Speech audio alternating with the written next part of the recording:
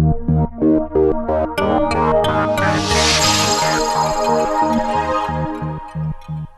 back to another edition of Behind the News. I'm Robyn Brady, and joining me today is Dave Richie, one of our reporters from the newsroom. How you doing, Dave? Very good. Good.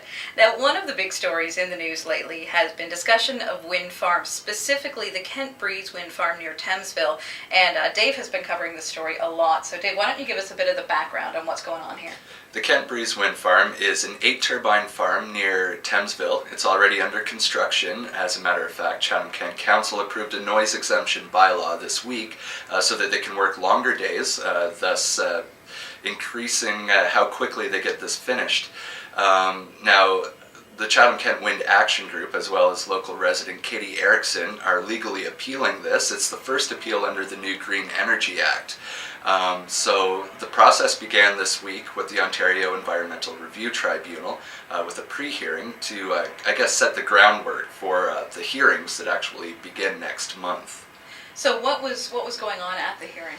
Well, they tried to figure out who would be speaking at this hearing. So far, there's more than 20 experts from around the world. That includes Canada, the US, United Kingdom. I think there was even mention of Australia in there. Wow. So people coming from all over. It is getting a lot of attention. As well, some other people were seeking presenter status. A professional engineer did receive that status, so he'll make some... he'll talk about ice throw in particular. I guess some of these pieces of ice that come off the turbine blades can be pretty huge. He said it's the equivalent of dropping a concrete building block off of a skyscraper. It'd be the same kind of feeling.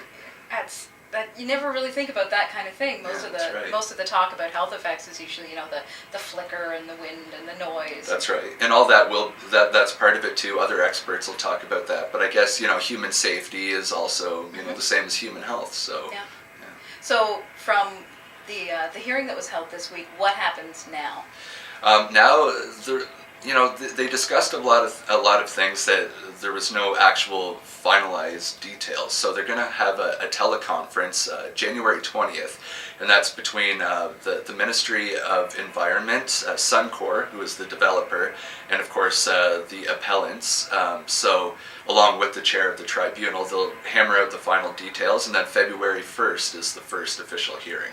Now there's 7 dates already scheduled for that, and they're talking about adding more. Yeah, because this is, it's a huge deal locally, but worldwide, basically. It could be precedent setting just because this is the first appeal under the Green Energy Act.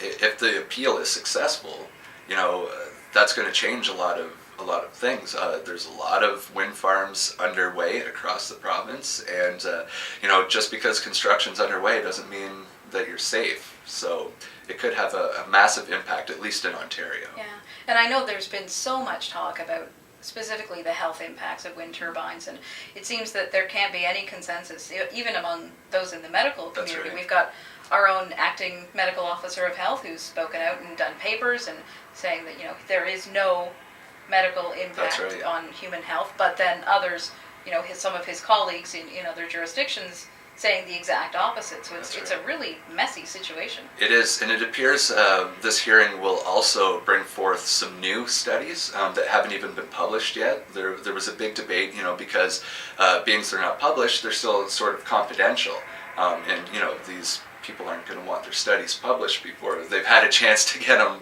published in a journal. Right. So I think we are going to see some new findings, some new statistics at this hearing, and again, that's why it's attracting the international attention. That should be pretty interesting to follow. Definitely, and it has to be resolved by May.